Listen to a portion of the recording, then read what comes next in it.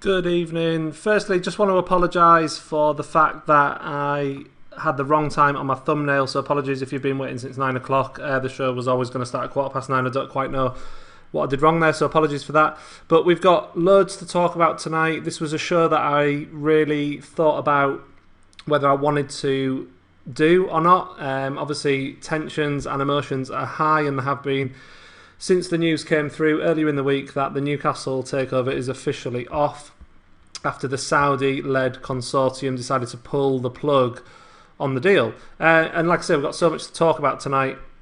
And of course, a lot of it is takeover related. So we've already seen fans jump to action with a petition that calls for an independent investigation into the takeover process. That petition, last time I checked, currently stands at nearly 40,000 signatures. I've also seen other fans looking to organise other types of protests and ways of kind of putting pressure on or just kind of dealing with the situation in the way that they feel they need to, and that's fine, and we'll talk about all that kind of stuff. I guess the question is, will any of that stuff do any good at all? That's something we can sort of get into a bit tonight. And of course, let's not forget, we actually have a new season that's going to begin in 6 weeks' time, 6 weeks today. The season kicks off, and a transfer window that shuts in a little over 9 weeks' time. So what does that mean for Newcastle United now? We have to carry on. The club has to carry on. I've seen comments about the club being dead. Well, the club isn't dead. It's in a terrible state. We're in a bad situation, but the club has to continue, and getting ready for the next season. So We'll have a bit of a chat about that tonight as well. And I've already seen people talking about it in the comments, but I have to ask it, will you be returning to St James's Park for the 2021 season? Is there anything positive to look forward to next season at all? Are there any positives you can think of at the moment with Newcastle United? As a fan, we're all absolutely gutted, that goes without saying, but where does Newcastle United go from here? It feels very bleak, and like I say, I know tensions and emotions are very high, and I feel like everyone has a different way of dealing with that, but I do feel like everybody has slightly different, what they feel is the right thing to do as well. So there's maybe a bit of debate to be had there. But I don't just want this to be kind of just all about the takeover. I mean, most of it will be, I guess, because that's kind of the big story. 4 months of our lives, that's now come to an end, or has it? We'll talk about that as well. Amanda Staveley's comments were pretty interesting, so we'll get into that a bit. But I will also have a couple of quiz questions, as always, and feel free to ask me any questions that you see fit as well. We don't have to just talk about the takeover tonight.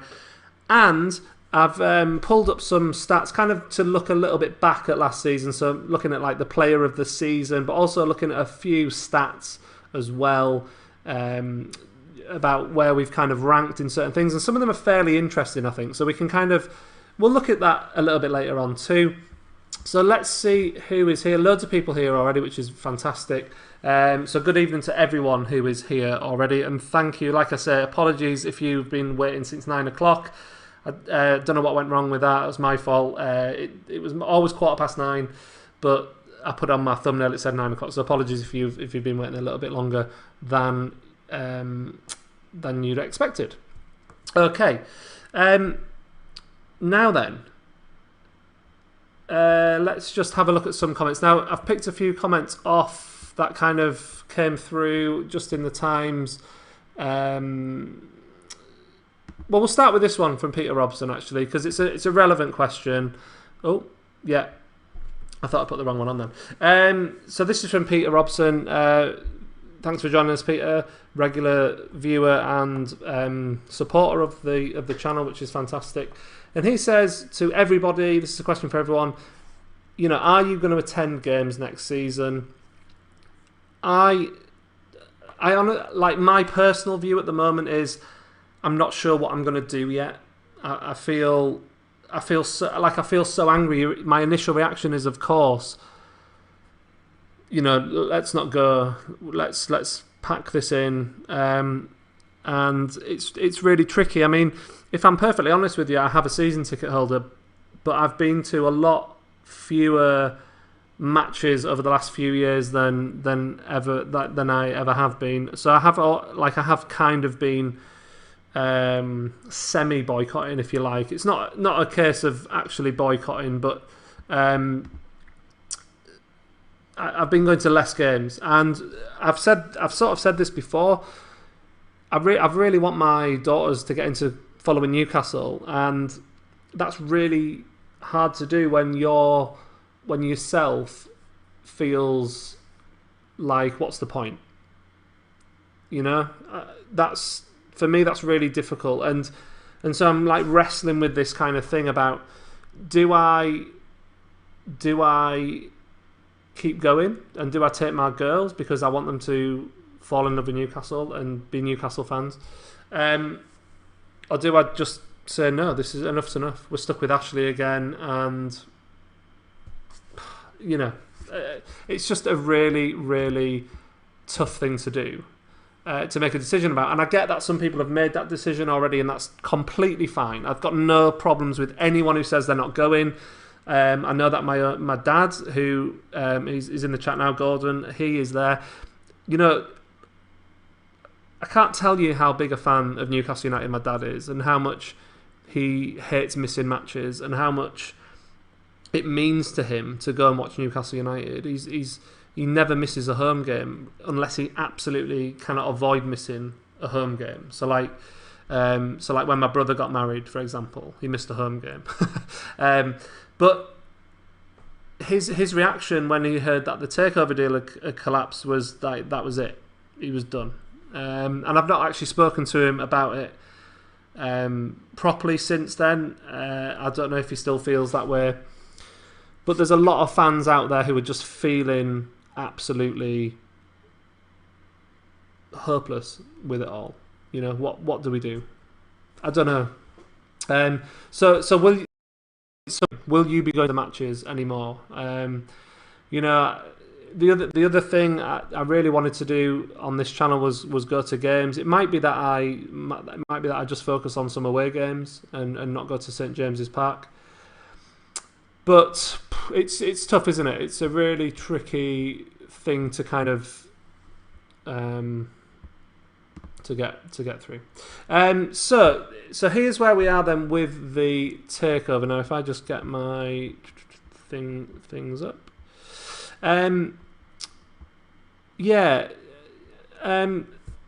it's just going back to the actual thing. Does anybody feel like there's any kind of hope about this takeover still happening? Because I'm just going to read some of Amanda Staveley's quotes, which I thought were really interesting. If I can find them. What have I done with them? There they are. So this is what she said to George Colkin in The Athletic. And some of the quotes were really interesting.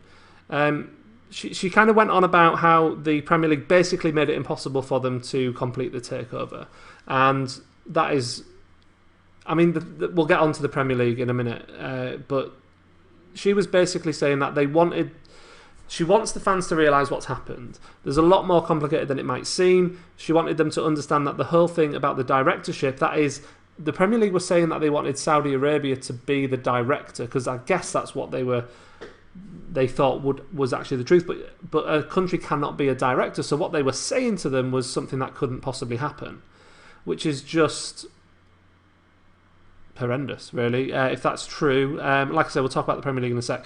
But she also said this, and so could the takeover deal happen later on?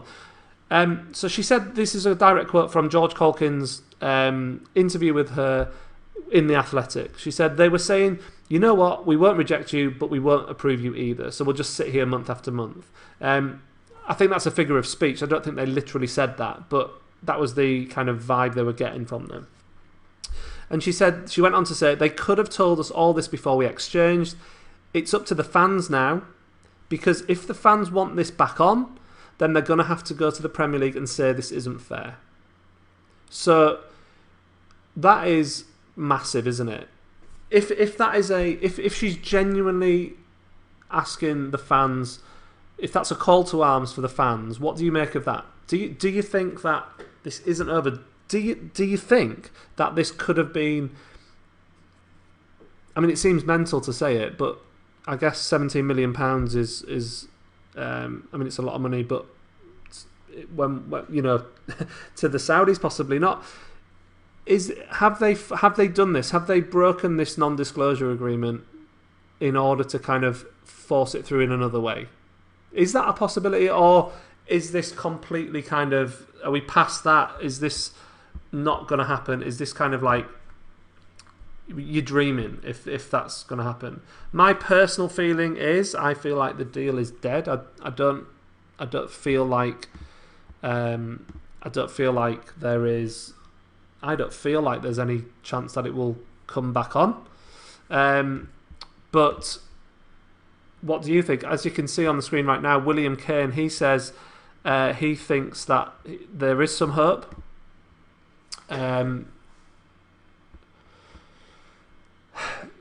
You know, like I say, everyone feels differently. Everyone kind of has their own view on what might happen and how they want to deal with it personally, and that's completely fine. But you know, there's other people. I'm just going to get this comment up if I can quickly grab it before it disappears. Golfing Geordie is on the opposite side of that. The deal's done. Let's not dwell on it, as it will rip the fans up. And I think I'm more in line with Golfing Geordie's point of view than I am with people who think that there is some hope. I know that what Amanda Staveley said, and I know that there's petitions, and I know that there's all kinds of other things that fans are trying to do to put pressure on the Premier League. But I don't know. That's my feeling. I just feel like it's done, and I think that what will happen, unfortunately, is, and it's going to be this is what's going to be completely gut wrenching as Newcastle supporters, is we are going to watch the Saudis buy a team in another country, and no doubt that team, whoever they end up buying, will become successful, and that's going to hurt like hell, because where are we going to be? Where are we going to be in 5 years' time? You know, someone, I don't know who it was because there's quite a lot of comments coming through, but someone asked me, do I think that we will have new owners? Let me just see if I can find that question. I think I might have saved it on here. Yeah, there we go. Dylan. Dylan says, do you think there will be a different owner to Mike Ashley in the 2021 season? I don't know if it's going to happen next season. I'm absolutely convinced that Ashley does want to sell, and I actually think he needs to sell. I think he's in a position where he needs the money. I've said this before. So actually, for once, Newcastle fans and Mike Ashley want the same thing, and that is to get Mike Ashley out of Newcastle United. I do believe that we will be bought at some point. Mike Ashley is not going to be here for that much longer. I genuinely believe that. I don't think we'll get taken over by the Saudis. I think that's off. I don't think, my gut feeling is that that's not going to happen now. Even if there's pressure put on, and you know, people talking about legal action and that kind of thing, that's just my feeling. I might be wrong. I'm just a fan like you lot. I don't claim to kind of know more than you. But I don't know. Maybe we will have a new owner by next summer. But the problem is, it's really hard, isn't it, for Newcastle supporters, because we're the ones who kind of are left to deal with this now. We're the ones who are kind of left to pick up the pieces. We're the ones who have to take all the flack from everybody else, from all the other fans. We're the ones who have to kind of put up with all the banter. I hate that word. I hate football banter. Like, it just does my head in. But we're the ones who are we get the brunt of that, and it's nothing to do with us. It's nothing to do with us. And that's what's really frustrating to me. I find that hard. But I don't know. I'm not sure. We might. Stranger things have happened. What I would say is, I tell you who won't be our new owner, and that's Henry Morris, because that guy, despite what Luke Edwards wants to believe or says, that guy is not a serious buyer. Never was. I'm just convinced that was just not. There's nothing in that. And if I'm wrong, I will hold my hands up and apologise to Luke Edwards. But I just don't think that there's anything in that at all. So when we talk about a new buyer, we just need. It could be anybody. But all I would say about a new buyer is, I don't personally feel. I feel gutted that this takeover's not happening. I'm genuinely really felt sick when that happened. It was kind of like when we sold Andy Cole to Man United. It's that feeling. It's kind of like just pure disappointment. But what I would say is, if we do get a new owner, I can live with it not being the Saudis. Okay, I can live with that, even though that was kind of like a dream scenario in terms of becoming a force in Europe and a force in world football and that sort of thing. But what I would say is, there's plenty of other people out there who could come in and be good owners, right? There's plenty of people who you don't need the amount of money the Saudis had to make the Premier League successful. The Liverpool owners do not have as much money as Mike Ashley. And look at what they've done. They've managed the club well. Obviously, Liverpool are huge. I mean, the revenue from merchandise and all that kind of thing helps massively with that. But my point is, you can be competitive in the Premier League without having an owner who is, an oil state. You can be successful in other ways. And all I want as a Newcastle fan is someone who runs the club as a football club should be ran. And that is trying to be better than they were the season before and trying to win things. Because there's no point in running a sporting club if you're not trying to win things. And that's it.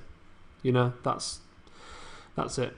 Let's see what's going on in the comments, because we've had quite a lot. Right. Loads of opinions. Davey saying I'm now as negative as I was positive, and I was very positive. You don't have to be sorry, Davey. We're all feeling it in different ways, and you're absolutely within your right to feel how you want. You don't need to apologise to anyone for that. Paul Rutter, thanks for joining us, Paul. Ashley will have his legal team all over this. It's stopping him from completing business. That is going to be an interesting angle to this for sure, because obviously Ashley must have 3 months ago, must have thought, he's got this £305 million coming in or whatever it's quoted to be, and he'll have things that he wants to do with that money. I know that he's got lots of, he lost that Belgian court case about tax, so he's got all that to pay. His other businesses, he needs capital, doesn't he? That's what Ashley needs for his high street business. He needs capital, and I think that's why he's a willing seller. The fact that COVID's happened and there's no fans in stadium to earn money, that will be helping the situation in terms of getting Ashley out, because that's money that he would be making that he's not now making. So there we go. This is an interesting one. The thing is, I don't think, this is from Peter, PCP and the Rubens could come back with a third investor. That is not beyond the realms of possibility. Staveley could come back. I genuinely feel like Staveley sees something in Newcastle. She's got lots of contacts. I mean, the Reuben brothers themselves would be like second, if they took over, they'd be second richest owners in the Premier League, wouldn't they? However, I get the impression with the Reubens, they want to be a minority owner and kind of take a back seat. I don't think that they want to be at the forefront of running a Premier League club. However, if they could team up with someone else and Staveley, that could be a winner. That could be a winner. Fingers crossed for that, because I think the Reuben brothers would be fantastic. I mean, did you see the story that the Reuben brothers have donated £36,000 at the start of lockdown to the NUFC food bank? Fantastic. I mean, that's the kind of people you want running your team, isn't it? Who are aware of the community, who want to do good things in the local area, possibly invest. I mean, they're property people. Who knows what they could have done? Who knows what they could have done? But we will see about that, Peter. It's a really interesting point. I'm not sure we're done with Staveley yet. I think the Saudis are gone, but I wouldn't. I don't know. I think Staveley has. I think she's kind of fallen for Newcastle in a way. She's determined, and the fact that she was going to put 10% of her own money in and be an actual part of the people who own the club, massive, absolutely massive. So let's just have a little talk about this. What do people think about this petition? So obviously this petition is trying to put pressure on the on the government to investigate the Premier League and the takeover process. So what do we think about this? It's up to nearly 40,000 signatures. I mean, it might even have passed that by now. I don't know from when I took that screenshot earlier.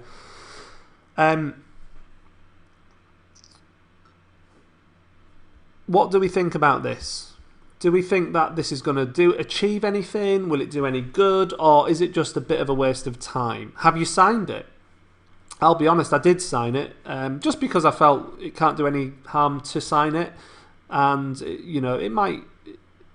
I'm not particularly expecting anything to come from it.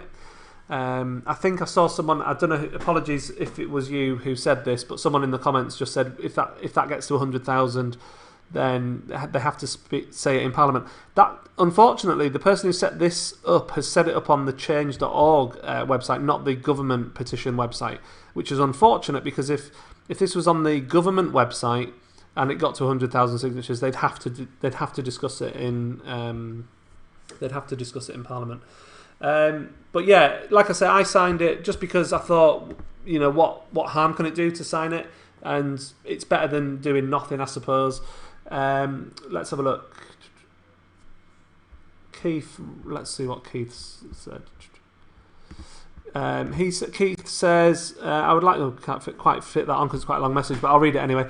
I would like to think that petitions and fans' letters would gain traction with the Premier League, but not sure. I just think Staveley needs to directly engage with fan groups and communicate what fans can do to respond. It could, yeah. I mean, that maybe she will do that in time. We don't know. Lots of other people saying can't do any harm to have signed it, so they've signed it. People are going to Ed Hall's now going to go and sign it, which is good. Like I say. Derek says someone set up the government petition. Now that's really interesting because if that's true, Derek, if someone has actually set up the government petition, I would direct you to that one personally because that's actually the one that would actually have any sway with Parliament. Parliament aren't going to. I don't think they'll look at the change. I mean, you could sign both. Don't get me wrong, but I think the government one is the one that you actually want to sign because. Basically, what they're asking for is that the government to kind of look into this. I don't suspect they will, but it might just put a bit of pressure on, even if it's discussed, you know? Even if they don't do an independent investigation, it might pressure the Premier League. I don't know what good will come of it. I really don't, but we're in uncharted territory, really. I don't think this has ever happened to a club before, so, you know, who knows? I'm clicking the wrong message there, sorry.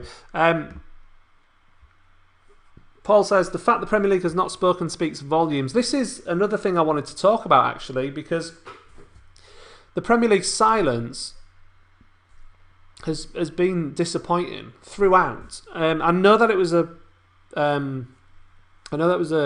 private, what's the word? I've forgotten the word. A private thing. You'll remind me of the word. I can't think of the word.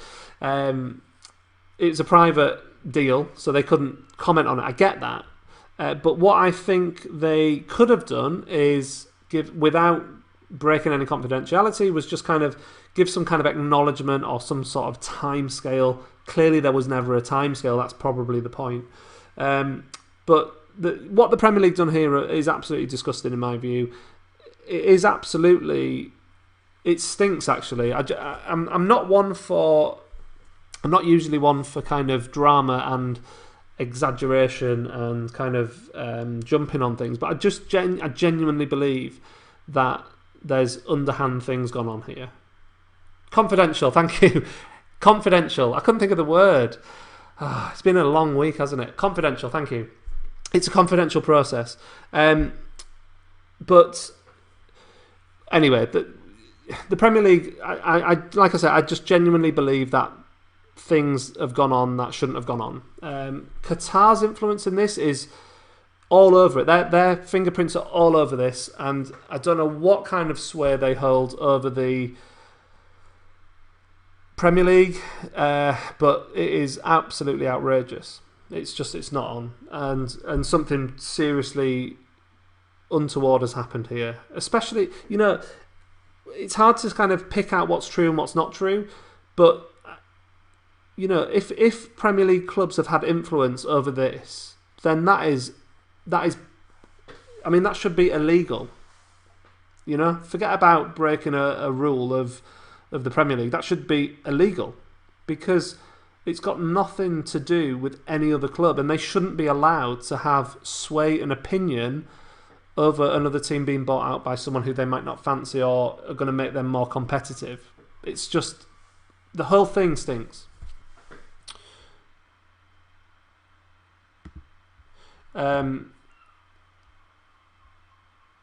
So Charlie says the theory about the takeover, it didn't happen because the Premier League were too scared to say anything, so they stretched it for 17 weeks. I think you're probably right. It's just, there's just so much wrong with all of this. There really is. It's absolutely terrible. Oh, sorry, just get rid of that message. And Richard Masters, I don't know, is he accountable to anybody? Can anybody investigate him? That's the problem we're dealing with here, isn't it?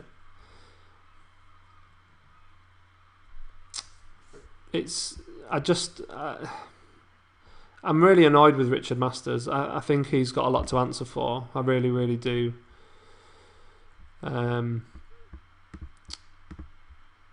Mark's got a good question. I talked about this earlier on Twitter with someone. Genuine question, and this is a good question. He said, if we'd been relegated, would this have been out of the Premier League's hands? The answer to that, I believe, is yes, because if you're a Football League member, then it's the Football League who approve or reject takeover deals. Now, we know, look at Wigan, we know that they don't, that the Football League, it's widely acknowledged actually that the Football League's process for the owners and directors test is not as stringent as the Premier League's. And someone pointed out on Twitter earlier today, and I forget who it was, so apologies to that person, but they said, it probably would have been better for us to get relegated last season and taken over this season in the Championship. Endure a season in the Championship but get taken over. Obviously, we'll never know. And maybe the Saudis would never have come in for us if we'd been in the Football League, but it does make you think. And it as far as I'm aware, this is true. The point people were saying was that surely it should be the FA that oversees this. Why do the Premier League have the? It's kind of, there's almost like a conflict of interest in a sense. I know it sounds daft to say that, but like if you've got influence within the Premier League hierarchy, links to other clubs, links to Qatar, all that stuff, why are the Premier League allowed to make these decisions? Should it not be the FA? Should it not be the FA that do that?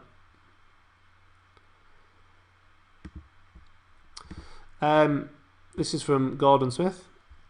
The Premier League wanted to find a reason to not agree to it because there was nothing in their fit and proper test.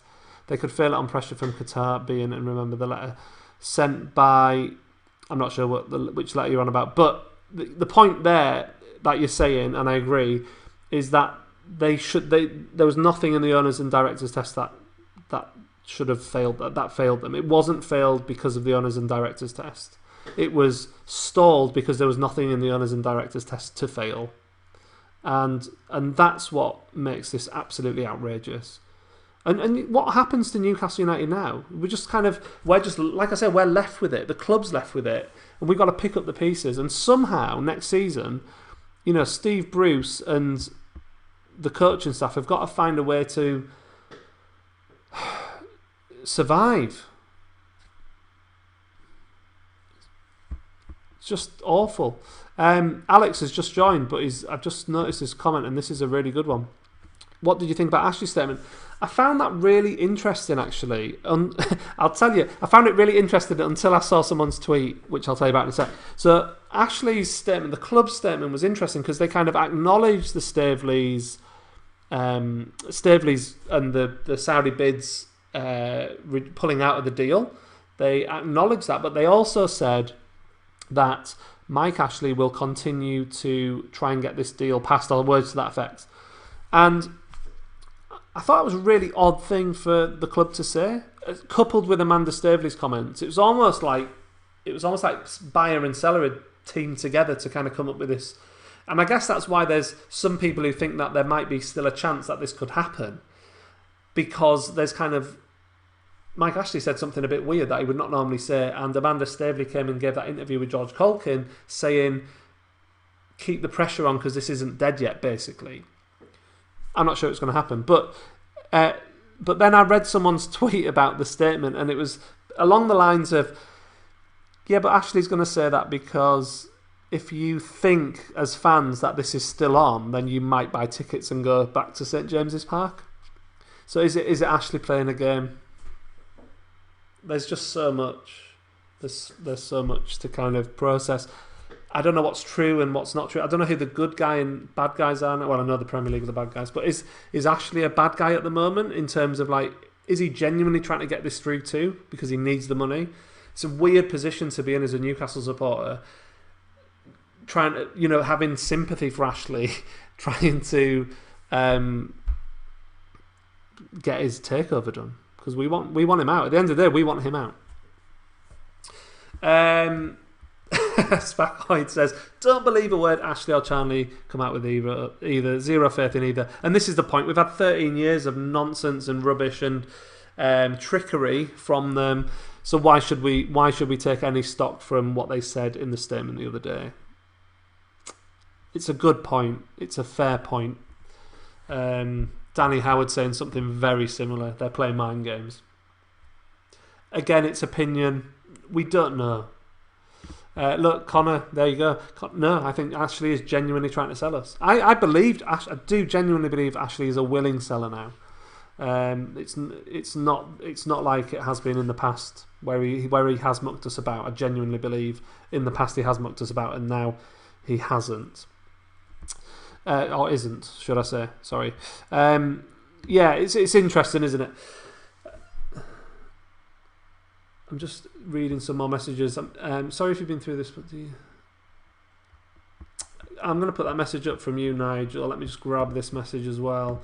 So Nigel says, sorry if you've been through this, but do you still have hope that it will happen? And has this been affected by the rumoured interest in AC Milan? I kind of have said what that I don't think I think the Saudis are dead in terms of the deal with us. We talked about Staveley and possibly the Reuben brothers. That it wouldn't surprise me if Staveley and the Reuben brothers came back with a different buyer in the future. Possibly, we'll see. Staveley, I think, does genuinely want to buy the club. Clearly, I think she really has fallen for the club in some way and wants it. But the rumoured interest in AC Milan is interesting. Is that just a rumour? Is it lazy journalism, kind of just thinking, well, they're not going to stick around in the English league, so they might go and buy a big club over in Europe? And AC Milan have kind of been struggling, haven't they, the last few years? They've lost they've gone from being really dominant to just sort of not doing much, actually, finishing mid-table and stuff at times. But like I say, I think the Saudis are gone. So I think they will buy another club.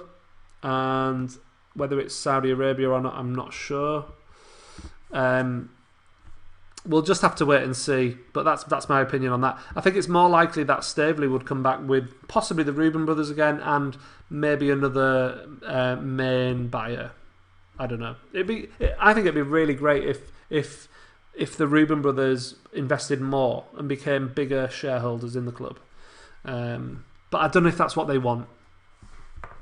They don't seem the type to want to be at the forefront of a Premier League football club. They seem to like their privacy. So we will see. Someone's on about sorry, trying to get my mouse in the right place. Someone was on about the value of the club. Peter Robson, wasn't it? Yeah. Peter Robson says, how much would you think the club would be valued to a new potential buyer now? Surely not £300 million. Yeah, that is an interesting point. And this is where it might get tricky in the future, because you've got to think, I mean, 300 million or 305 million, I think it was a hell of a price for the club. But you know, we're now in a new world, in a sense, with COVID and all that sort of stuff. Will this club still be worth that much money?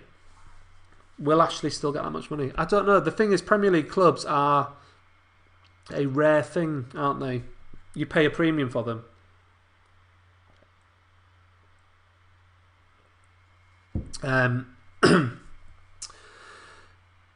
Sorry, I'm just sort of getting a drink and I'm just lost in my thoughts there. Yes, what I think, Peter, is I don't think that the club would be worth £300 million, even though people pay a premium for the club. But you would still think that Ashley probably still get a decent amount. You'd still be looking at maybe 270, 280, I would think. It might have lost a bit of value. 10% seems a reasonable amount to have possibly lost, but, you know, we'll see. I'm just going to put this up. So, Golf and Jordan, 300 million is not a true value now with the current conditions. Yeah, exactly. And I think I kind of agree with that. And on.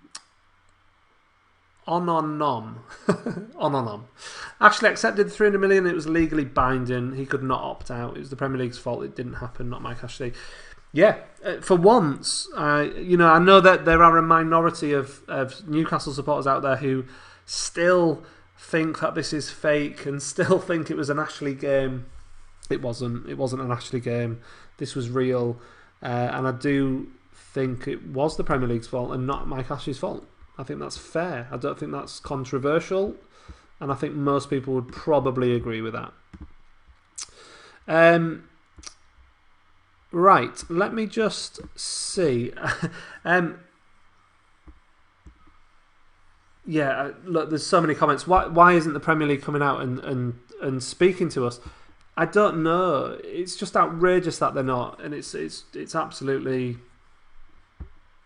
People are split on this, aren't they? Clearly, people are so split on this. It's mad. There's so many messages coming through tonight. I really do appreciate it. I'm trying to keep up with your messages whilst talking as well. It's harder to do than you think. Let's just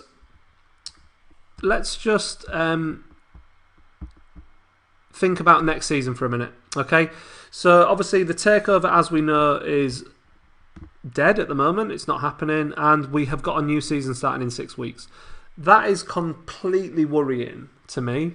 That is a concern. Where is it? There it is. The squad. I mean, this is not fully up to date, this squad, but this is our squad minus a couple of players. Obviously, it's the 1st of August, so that means that we have also now lost Matty Longstaff is now not signed at the club. His contract ran out. But my question to you is we can come back to the takeover in a bit. This is kind of takeover related because we need to think about the squad for next season. Where do we need to improve the squad? That's my question. Where do we need to improve that team? For me, it's obvious that we need a new striker. I would absolutely keep Dwight Gale at the moment because he is the best striker at the club, whether we like it or not. And hopefully buy someone else too, who is going to get goals. And, not Joe Linton. We need a new striker. I also think we need to sort the fullback positions out. And I really want to see us get some strength in depth in midfield, in the central midfield. So, we need a player a defensive kind of player who breaks the game up. We need that kind of solid midfield player who is going to be doing a job for us in the centre of midfield. So that's a concern next season because we have got. I just want to show you this really quickly. Where is it? So these are some stats from last season, right? Obviously, this is the Premier League stats, so not other competitions. So we got John Joe Shelby, top scorer. Almiron and Gale both on 4 goals. That's terrible for any team, any kind of position in the league. But I just wanted to ask you this: look at the shots. Look at the shots box there, right? Almiron had the most shots for us, 56, right? Joe Linton had 50 and St. Maximin 46, right? And yet none of those 3 players are in our top goal scorers. Sorry, Almiron is. Sorry, Almiron is, isn't he? But he only scored 4, right? Joe Linton had 50 shots and scored 2 Premier League goals. That is a terrible ratio. But I wanted to ask this question about St. Maximin. Look at his shots and look at his assists. He scored. He came up with 4 assists and had 46 shots. And I think he scored. Did he score 2 or 3 goals? I'm not sure. It wasn't many, was it? My question is really. This is kind of what I'm getting at here. I love St. Maximin. I think he's quality. But does he need to be more productive? Does he need to be more productive? You've got to be more. Surely, all of our players have got to be more clinical. Surely they've all got to be more clinical, because 56 shots for Almiron and 4 goals. It's not great, is it? It's not great. So I just wondered what people thought about that. I don't know if. I mean, we're hoping we hold on to him, obviously. I actually think we will hold on to him. I don't think St. Maximin will leave this summer. I might be wrong. You never know with Ashley. I guess if a mega deal comes in, or if he's got a break clause in his contract, then maybe that's it. But it's going to be pretty bleak this summer because Ashley has clearly got 1 foot out of the door. So his usual tightness is probably going to be even tighter than it was, and it's just terrible, isn't it? So Paul, he says he would sell Muto, and we need 2 strikers and a fullback. Yeah, I agree. Yeah, I would absolutely get Williams back as well, even if it's on loan. Definitely, I think Muto is going, isn't he? I think it's almost confirmed that, to be fair.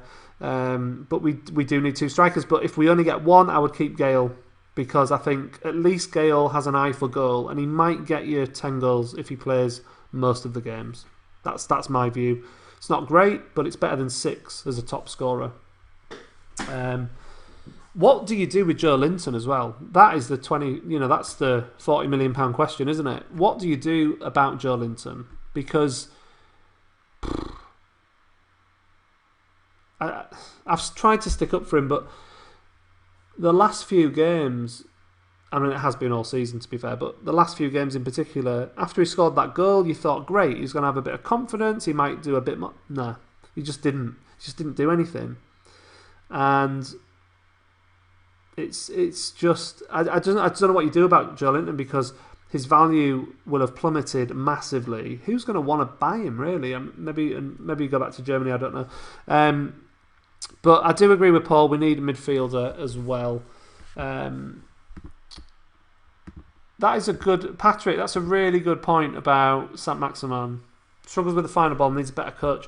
Yeah, we need better coaches, don't we? That is player development's massive. And that's one of the things that with Rafa you did get. Players improved. And it's kind of like, it's so simplistic for people to say, oh, well, Bruce has got almost as many points as Rafa, therefore he's just as good. It's just, the fact is, Rafa did other things, and I know his football wasn't always great. I've said this before, but the fact is, with Rafa there was a plan, there was proper coaching, and players improved, and that's what a good manager gives you. But we don't have a good manager. It's so disappointing. A hairy hamburger, fantastic name, by the way. That Joelinton needs to be out wide, which is where he's supposed to be. Yeah, I get that. I've heard that argument. My point with Joelinton is, and having watched him really closely in the last few games, is you look at him, and I know he didn't ask to be £40 million, right? But you look at him and you think, I think when you watch him play, you don't think, wow, look at how amazing he is on the ball and look how great he... No, he's not, because actually his first, I think there was a stat went around this week. He was like, he had the second worst first touch in the league. Now I know that's partly to do with his position and the way that balls are flying at him and he's isolated and that. But at the end of the day, you don't look at him and think that is a quality player. It doesn't matter where he's playing on the pitch. You just don't think. I don't think he just looks like an average player, and the price tag isn't going to go away. That's the thing. That is what we paid for him. It's always going to be there. You're going to expect a lot from him.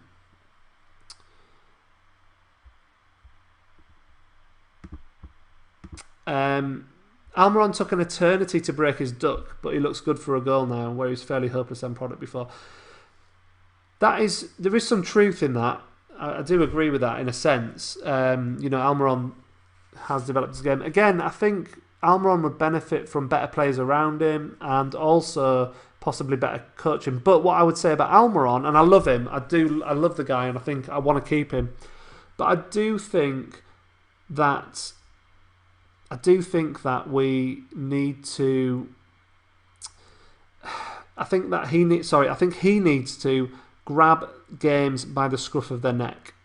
If he wants to be a top player, he needs to have he needs to kind of grab games and dictate games. And he doesn't do that enough. He doesn't run a game. You don't watch Almiron play.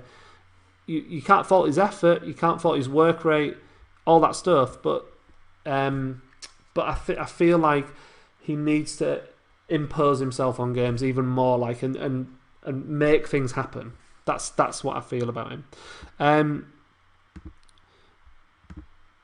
This was the other thing. Yeah, so let me just see if I can get the message.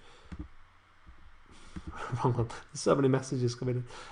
It's really great. Thank you, by the way, everyone, for joining me. I really do appreciate it. We didn't attack. So Gordon says we didn't attack enough, so shots low, and therefore more pressure to score from limited opportunities. Yeah, there's some truth in that. I just want to show you this stat. I found this really interesting when I looked at this, actually. Let me just get rid of your message there, Gordon. Shots. Look, so we were 16th in the league in total number of shots. We had 399 shots, which is obviously not great, is it? You want to be more than that. You want to be higher than that. But really interestingly, look, Norwich had more shots than us. Watford had more shots than us. And look who's bottom. Sheffield United bottom. And they finished like 8th or something. So it's really interesting, isn't it? It's about taking your chances when they come. And in a sense, we kind of did do that because we got enough points. And I think the reason we got enough points is because although we were 17th in the league for goals, we averaged 1 goal a game. 38 goals in 38 games, which is not good. We were 17th.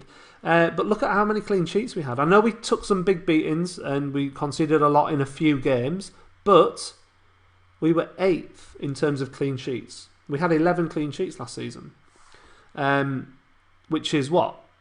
About a fifth? No, what is it? More than a quarter, isn't it?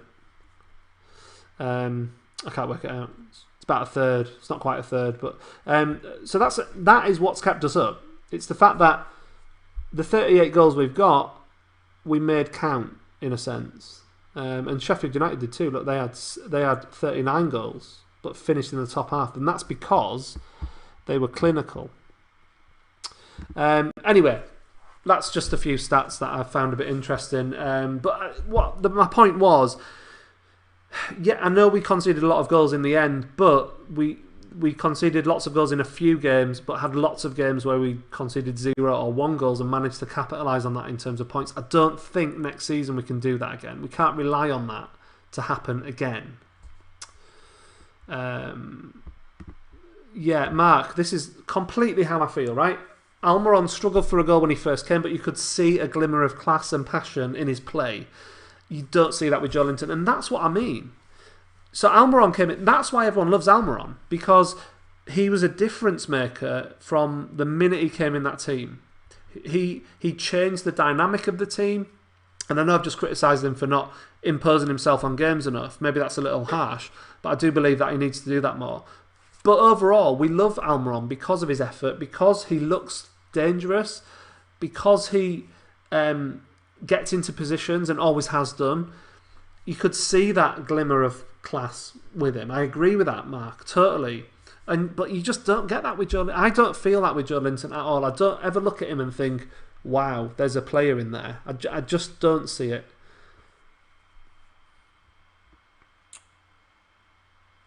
I don't want to just not put... I don't want to just put people who agree with me up. So I'm going to put this up. Cheer up. I'm all right. I'm quite cheerful. I'm not miserable. I'm a bit sad that the takeover's collapsed. Anyway, we've had nothing but worry for 17 weeks. I don't know. I didn't worry for 17 weeks. I enjoyed some of it until the last few weeks. We know where we stand now. That's true. At least we know where we stand. Joe will come good. I'm not sure he will. That's my point. I don't think Joe Linton will come good because I don't believe he's good enough. That's basically it. I just don't think he is good enough. But, you know, other opinions are available and I'm happy to have that debate with people. I don't just want this to be my opinion all the time. There are other opinions available and I appreciate that. John, this is an interesting question. So let's get back onto the takeover stuff. If the club isn't sold in the next 6 to 9 months, do you think PIF could return at the same time the MENA TV rights are up for renewal? I thought they weren't up for renewal until 2022, so I didn't think it was like next year. I thought it was the year after. Can anyone confirm that with me? I'm not 100% sure. I haven't researched that, but I'm pretty sure it's the year after, isn't it? I thought it was 22 rather than 21. So, theoretically, if they haven't bought another club in 2 years and we haven't, I mean, imagine where we'd be. Oh God, it could be awful. If we haven't been sold either in that time, they might come back in a couple of years. But I can't see them coming back, to be honest. I just think they'll have had enough of the Premier League's nonsense and the Premier League making them kind of look a bit silly, like there's something wrong with them, which I guess some people think there is something wrong with them. I clicked the wrong thing then. Sorry. Zenzub says, yeah, the relegation threat is real. Let's not kid ourselves. I don't think anybody's kidding ourselves. We know. I predicted last season that we would get relegated and we didn't, and I'm grateful for that. And I think when it's time to do Premier League predictions for next season, I will probably predict us to go down because of the situation, and I will hope that I'm wrong again. But it's you know.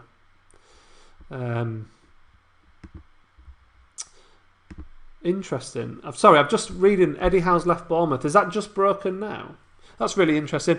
Someone else said I would take Eddie Howe. Of course, I would absolutely take Eddie Howe over Steve Bruce any day of the week. It's not going to happen, unfortunately, with Ashley, obviously. It's just, we're stuck with Bruce, unfortunately, but that's interesting. That's interesting. Yes, it is good to talk. It is good to talk. And yeah, Mark, I agree. That's it. The PIF won't go through this again. They're not. I just don't think they will. They'll go to another league. I mean, the worst case scenario is that they come back to the Premier League in a couple of years' time and buy someone else. That would be a complete sickener.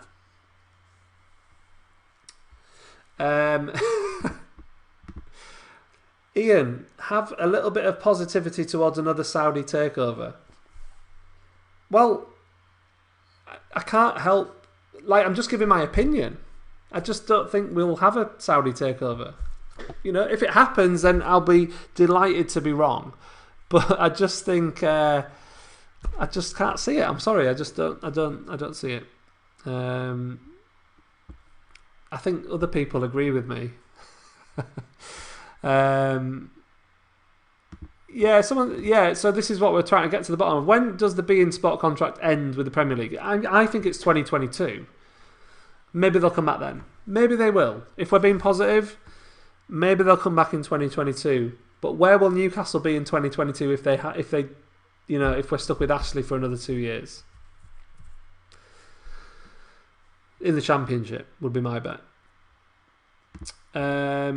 Patrick, well, I think Matty's gone, to be honest. I think Matty's left, unless he suddenly signs another deal this month. I think his contract ended yesterday, so he's not contracted to Newcastle at the moment as it stands. I'm not sure about Sean either. I don't think Sean will go anywhere. I don't think there'll be any market for him. Dubravka, God, I hope we don't sell Dubravka. Oh my God, imagine if we sold Dubravka. It'd just be awful. I mean, let's talk about this actually. Who was our player of the season? As bad as it was, who do you think? Who would you say was our player of the season? I've had a think about it. I reckon it's got to be Dubravka, to be honest with you, just for his especially looking at those stats with Saint-Maximin. Maybe not as influential as we all thought. Possibly, maybe those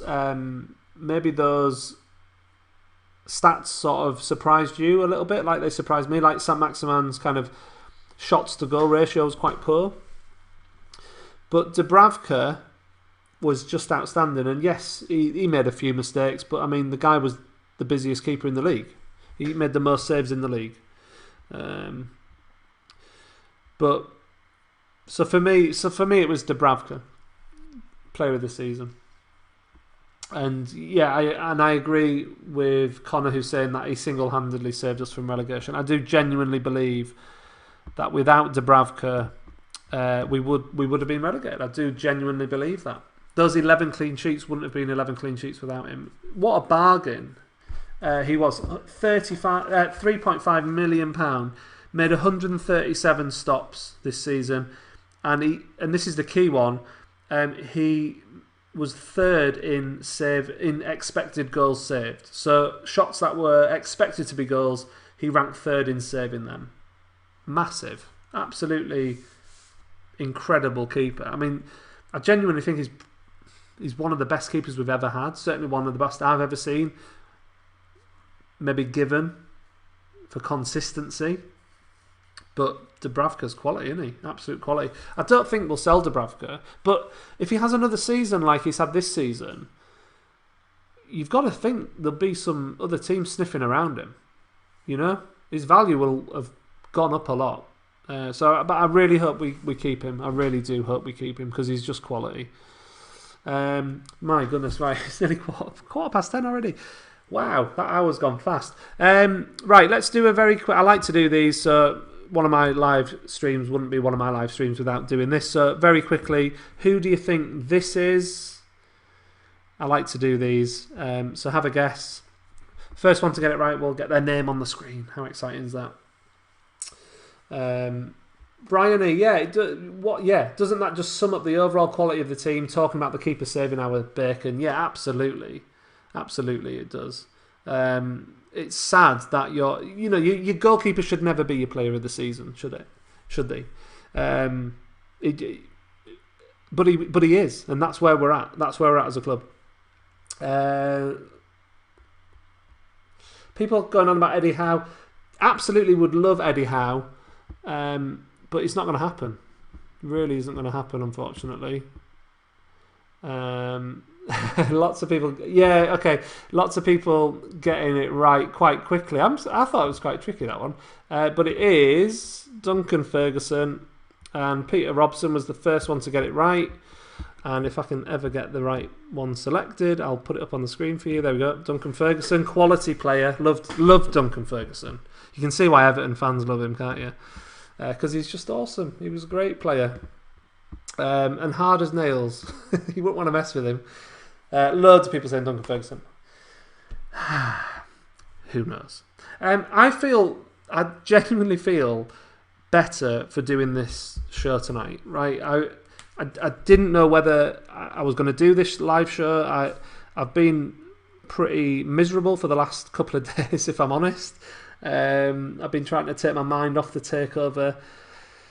But you know what?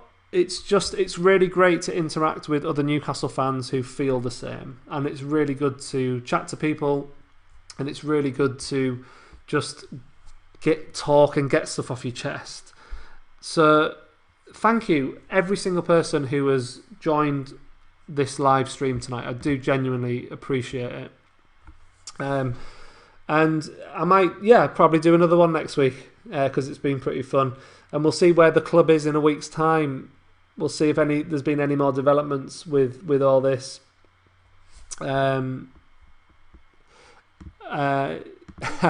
I'm just going to put this message up from Fahad. And this is a shame, isn't it? Because Fahad's, apologies if I'm not pronouncing your name correctly.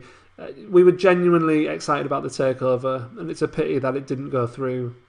We're a footballing country. Newcastle would have built up a massive fan base, and I just think it's, that it's just sad. I feel for all the Saudis who I've talked to and kind of bought into Newcastle without knowing the club but getting to know it. It's such a shame. So I hope that some of you follow Newcastle now anyway, even though your country, your leaders of your country aren't going to buy the club. But yeah, it's a shame. It's a shame.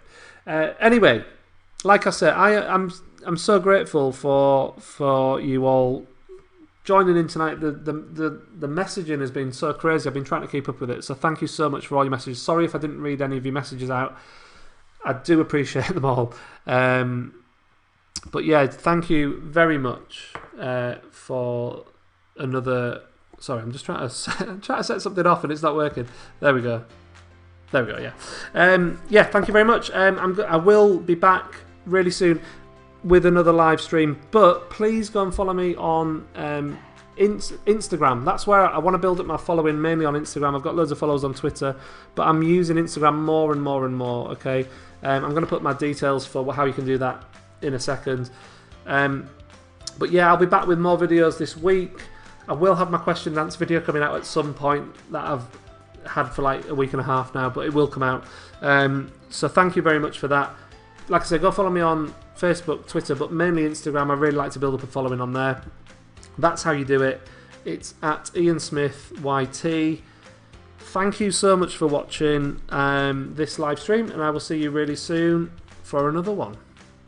Good night.